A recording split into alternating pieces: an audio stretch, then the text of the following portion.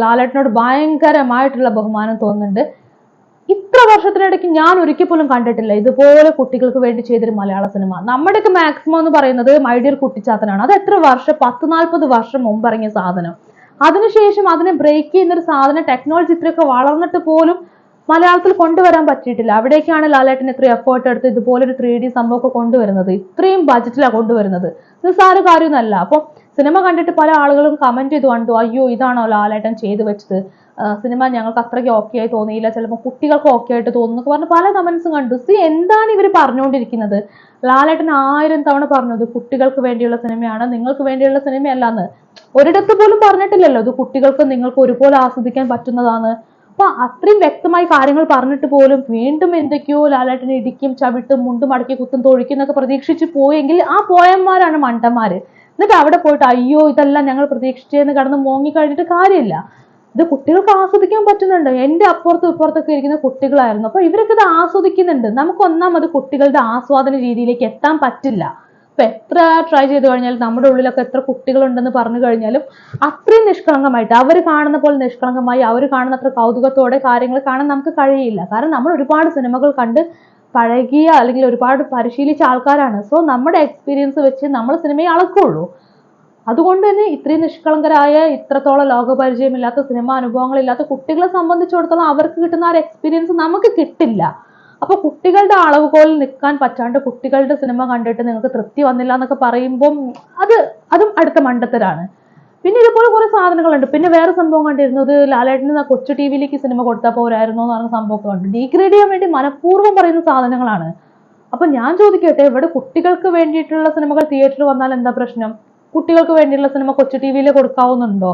അതുകൊണ്ടാണ് നമ്മുടെ മലയാളത്തിൽ ഇതേ മനോഭാവം ഉള്ളതുകൊണ്ടാണ് മലയാളത്തിൽ ഇത്രയധികം കുട്ടികളുടെ സിനിമ കുറഞ്ഞു പോയത്. നമ്മൾ കണ്ട മികച്ച കുട്ടികളുടെ സിനിമ എല്ലാം ഹോളിവുഡ് സാധനങ്ങളാണ്. നമ്മൾ അതിശയിപ്പിച്ച സാധനങ്ങളൊക്കെ ജുമാൻജി പോലുള്ള സാധനങ്ങളാണ്. കാരണം ഇവിടെ കുട്ടികൾക്ക് വേണ്ടിയിട്ട് സിനിമ ചെയ്യാൻ ആരും തയ്യാറാവില്ല. ഒന്നാമത് ഇവിടുത്തെ വൃത്തികെട്ട ഈ മനോഭാവം വെച്ച് ഇവിടേക്ക് കുട്ടികൾക്ക് വേണ്ടി സിനിമ കൊണ്ടുവന്നാലും ഇതൊക്കെ തന്നെ ഇവിടെ ആളുകൾ കാണിക്കുള്ളൂ. സോ ലാലേട്ടന്റെ സിനിമയെ ഡീഗ്രേഡ് ചെയ്യാൻ വേണ്ടി പല ടൈപ്പ് സാധനങ്ങൾ ഇങ്ങനെ വന്നുകൊണ്ടിരിക്കുന്നുണ്ട്. ഇങ്ങനെ കുറേ കമന്റ്സ് ഉണ്ട്, കുറേ ആളുകളുടെ കുറേ സംഭവങ്ങളുണ്ട്. അപ്പൊ ഇതൊക്കെ കാണുമ്പോൾ കുട്ടികളുടെ സിനിമ കാണാൻ പോയിട്ട് കുട്ടിത്തം കിട്ടാതെ പോയ മനുഷ്യന്മാരുടെ രോദനമായിട്ട് പേഴ്സണലി എനിക്ക് ഫീൽ ചെയ്യുന്നുള്ളൂ.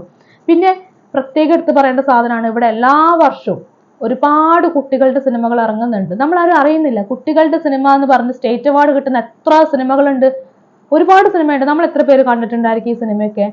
ആ സിനിമ കാണാത്ത പ്രേക്ഷകരുടെ ഇടയിലേക്കാണ് ജൂറി മികച്ച കുട്ടികളുടെ സിനിമ എന്നും പറഞ്ഞ് പല അവാർഡും കൊടുക്കുന്നത്. അത് വ്യക്തിപരമായിട്ടുള്ള താല്പര്യമായിരിക്കാം, പലതും ആയിരിക്കാം, മാനദണ്ഡം പലതും ആയിരിക്കാം. പക്ഷേ മികച്ച കുട്ടികളുടെ സിനിമ എന്ന് പറഞ്ഞ അവാർഡ് കൊടുത്ത പല സാധനങ്ങളും ഞാൻ കണ്ടിട്ടുണ്ട്.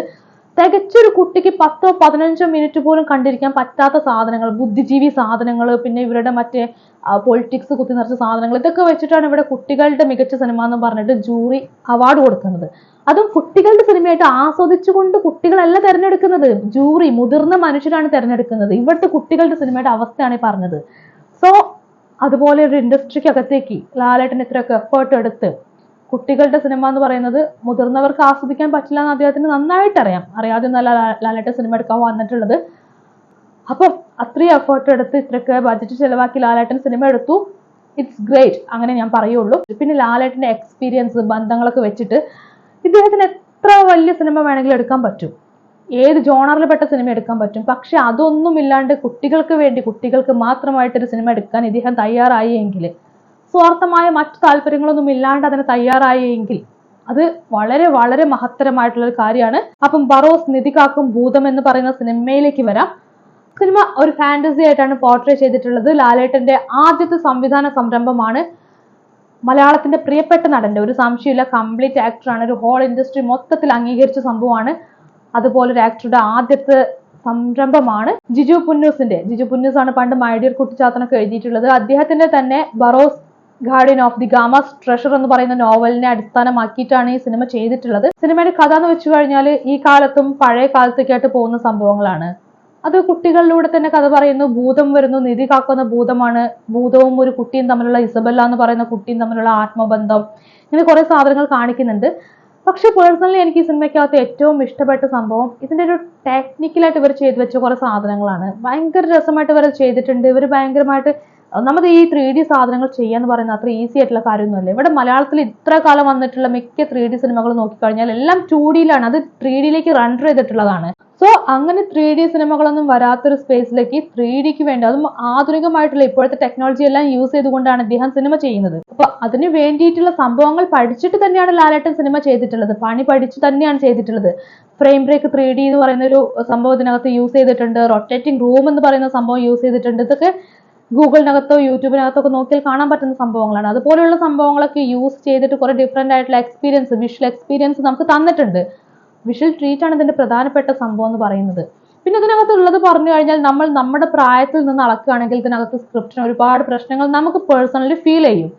സ്ക്രിപ്റ്റിൽ കുറെ പ്രശ്നങ്ങൾ ഫീൽ ചെയ്യും. പക്ഷെ ഞാൻ പറഞ്ഞില്ലേ, ഇത് കുട്ടികളുടെ സിനിമ. കുട്ടികളോട് നിങ്ങൾ ചോദിച്ചു നോക്കും, നിങ്ങൾക്ക് എന്തെങ്കിലും പ്രശ്നം തോന്നിയോ, നിങ്ങൾക്ക് ഈ സിനിമ കണ്ടിട്ട് എന്തെങ്കിലും കുഴപ്പം തോന്നിയോ ചോദിച്ചു നോക്കും. അവർ പറയില്ല, അവർ ഓക്കെ, ഈ സിനിമ ഓക്കെ ആണെന്ന് ഇവർ പറയുള്ളൂ. അല്ലെങ്കിൽ അല്പം കൂടി മുതിർന്ന കുട്ടികളാവണം, അല്ലാത്ത കുട്ടികളൊക്കെ വാവ് അടിപൊളിന്ന് തന്നെ സിനിമ കണ്ടിട്ട് പറയുള്ളൂ. അപ്പൊ ആ സ്ക്രിപ്റ്റിൽ പ്രശ്നം ഉണ്ടെങ്കിലും ഡയലോഗ് ഭയങ്കര നാടകീയമാണെന്ന് പറയുന്നുണ്ട്.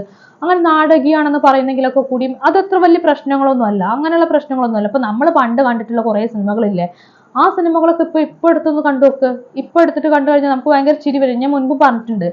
സോ കുട്ടികളെ സംബന്ധിച്ചിടത്തോളം ഡയലോഗ് പ്രശ്നമാണെങ്കിലും, ഇനിയിപ്പോ ആക്ടിങ്ങിന്റെ പ്രശ്നം പേഴ്സണലി എനിക്കും ഫീൽ ചെയ്തിട്ടുണ്ട്. ഇതിനകത്ത് അഭിനയിക്കുന്ന ഇസബല്ല എന്ന് പറയുന്ന ക്യാരക്ടർ ചെയ്ത പെൺകുട്ടി, ആ പെൺകുട്ടിക്ക് ആ ഒരു കഥാപാത്രമാവാൻ ബുദ്ധിമുട്ടുള്ളതായിട്ട് എനിക്ക് ഫീൽ ചെയ്തിട്ടുണ്ട്. പക്ഷെ കുട്ടികളുടെ പെർസ്പെക്റ്റീവ് നോക്കുമ്പോൾ അത് ഓക്കെയാണ്, അവർക്കത് ഫീൽ ചെയ്യില്ല, അത് ഓക്കെയാണ് അവർക്ക്. അത്രേ ഉള്ളൂ വ്യത്യാസം. അതുകൊണ്ട് നമ്മൾ ഈ കഥാപാത്രങ്ങളെ കുറിച്ച്, സ്ക്രിപ്റ്റിനെ കുറിച്ചൊന്നും ആഴത്തിൽ ഇറങ്ങിയിട്ട് ലാലേട്ടന്റെ പെർഫോമൻസ് അത്രയ്ക്കും ഗംഭീരമായില്ല, അതിനെക്കുറിച്ചൊന്നും ആഴത്തിൽ പോവേണ്ട കാര്യമില്ല. കുട്ടികൾക്ക് അത് ഓക്കെയാണ്.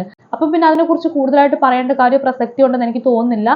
സിനിമയിൽ മോഹൻലാലിന്റെ പെർഫോമൻസ് ആണ് കുറെ പേര് വിമർശിച്ചൊക്കെ ഞാൻ കമന്റ്സ് ഒക്കെ കണ്ടിട്ടുള്ളത്. ഞാൻ പറഞ്ഞില്ല, കുട്ടികളെ സംബന്ധിച്ചിടത്തോളം അവർക്ക് ഓക്കെ ആണെങ്കിൽ അതിനപ്പുറത്തേക്ക് ഒന്നുമില്ല.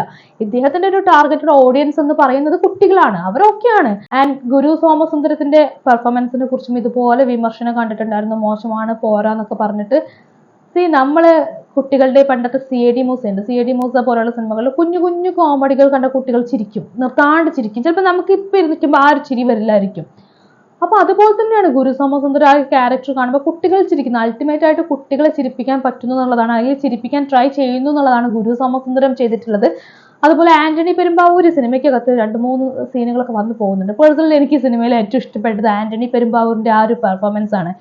ഇതുവരെ ആന്റണി പെരുമ്പാവൂർ ചെയ്യാത്ത രീതിയിലുള്ള ചെറിയ സംഭവങ്ങളൊക്കെ ചെയ്തിട്ടുണ്ട്. ഒരു ആക്ടർ എന്നുള്ള നിലയ്ക്ക് ആന്റണി പെരുമ്പാവൂർ കുറച്ചായിട്ട് ഇങ്ങനെ കയറി വരുന്നുണ്ട്, ഇംപ്രൂവ് ചെയ്യുന്നുണ്ട് എന്നുള്ളത്. ഇപ്പൊ അദ്ദേഹത്തിന്റെ പല ആശീർവാദിന്റെ മൂവീസിനകത്ത് അദ്ദേഹം ചെയ്ത സംഭവങ്ങൾ കാണുമ്പോഴും ഈ സിനിമയ്ക്കകത്ത് പെർഫോമൻസ് കാണുമ്പോഴും എനിക്കാണ് ഫീൽ ചെയ്തിട്ടുള്ളത്. പിന്നെ ഇതിനകത്ത് ആന്റണി പെരുമ്പാവൂരും മോഹൻലാലും ഗുരു സോമസുന്ദരും അല്ലാണ്ട് മറ്റു മലയാളി ആർട്ടിസ്റ്റുകളൊന്നും വേറെ ഇല്ല. ബാക്കിയെല്ലാം അന്യഭാഷാ ചിത്രങ്ങളിൽ നിന്നൊക്കെ വന്നിട്ടുള്ള അന്യഭാഷാ താരങ്ങളൊക്കെയാണ് വന്നിട്ടുള്ളത്.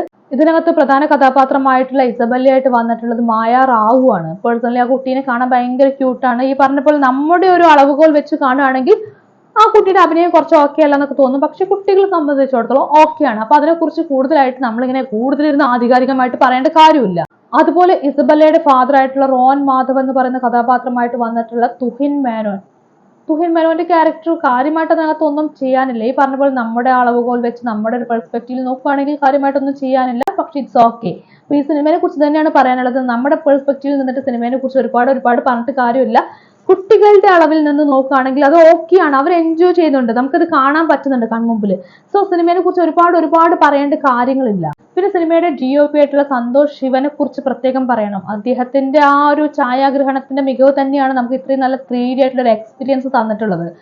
നല്ല രീതിയിലുള്ള 3D എക്സ്പീരിയൻസ് ആയിരുന്നു. അതാണല്ലോ 3D സിനിമയാണല്ലോ. അപ്പൊ നല്ല മികച്ചതായിട്ടുള്ള വളരെ പെർഫെക്റ്റ് ആയിട്ടുള്ള 3D എക്സ്പീരിയൻസ് തന്നെയാണ് നമുക്ക് തന്നിട്ടുള്ളത്.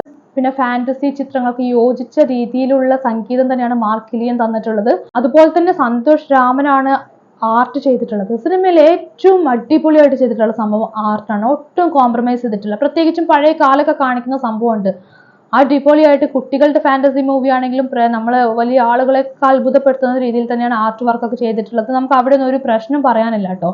അടിപൊളിയായിട്ട് ആർട്ട് വർക്കൊക്കെ ചെയ്തിട്ടുണ്ട്. പിന്നെ ജ്യോതി മദനാനി സിംഗ് ആണ് ഇതിന്റെ കോസ്റ്റ്യൂമറായിട്ട് വർക്ക് ചെയ്തിട്ടുള്ളത്. കോസ്റ്റ്യൂമറുടെ കാര്യം ഇതുപോലെ ആർട്ട് പോലെ തന്നെ പറയേണ്ട കാര്യമാണ്. ലാലേട്ടന്റെ കാലഘട്ടമൊക്കെ കാണിക്കുന്നുണ്ട്. ആ കോസ്റ്റ്യൂം ഒക്കെ ആണെങ്കിലും ആ കാലഘട്ടം ആണെങ്കിലും അടിപൊളിയായിട്ട് അവർ ചെയ്തിട്ടുണ്ട്. കോസ്റ്റ്യൂം അങ്ങനെ ടെക്നിക്കൽ സൈഡൊക്കെ അടിപൊളിയായിട്ട് ചെയ്തിട്ടുണ്ട്. സോ സിനിമയെ കുറിച്ച് ഇങ്ങനെ ആധികാരികമായിട്ട് ചൂഴ്ന്നിറങ്ങി നമ്മുടെ കാഴ്ചപ്പാട് മൊത്തം ഇരുന്നിട്ട് അങ്ങ് പറയാതിരിക്കുകയാണ് നല്ലതാണ് എനിക്ക് തോന്നുന്നത്. കാരണം ഇത് കുട്ടികളുടെ സിനിമയാണ്. ഞാൻ പറഞ്ഞില്ലേ, തുടക്കത്തിൽ പറഞ്ഞ സംഭവങ്ങൾ, ഇതുപോലൊരു ഇൻഡസ്ട്രിക്കകത്ത് ഇത്രയ്ക്ക് എഫേർട്ട് എടുത്ത് മികച്ച കുട്ടികൾക്കുള്ള സിനിമകളൊന്നും വരാത്തൊരു ഇൻഡസ്ട്രിക്കകത്ത് ഇത്ര എഫേർട്ട് എടുത്ത് ലാലേട്ടൻ ഒരു സിനിമ ചെയ്യുന്നു. ആ സിനിമ കുട്ടികൾ ആസ്വദിക്കുന്നു. അതാണ് സിനിമയുടെ ഏറ്റവും പോസിറ്റീവായിട്ടുള്ള കാര്യം. അതാവണം സിനിമയുടെ പോസിറ്റീവും. അതുകൊണ്ട് ഈ സിനിമ കംപ്ലീറ്റ് ആയിട്ട് കുട്ടികൾക്ക് വിട്ടുകൊടുക്കുന്നതാണ് ഏറ്റവും നല്ലത്. കുട്ടികളുടെ സിനിമയാണ്, ഇത്രയും യുണീക്ക് ആയിട്ടുള്ള ഒരു സാധനം കൊണ്ടുവരാൻ ലാലേട്ടൻ എഫേർട്ട് എടുത്തു. അതാണ് ഏറ്റവും ഗ്രേറ്റ് ആയിട്ട് എനിക്ക് പേഴ്സണലി ഫീൽ ചെയ്യുന്നത്.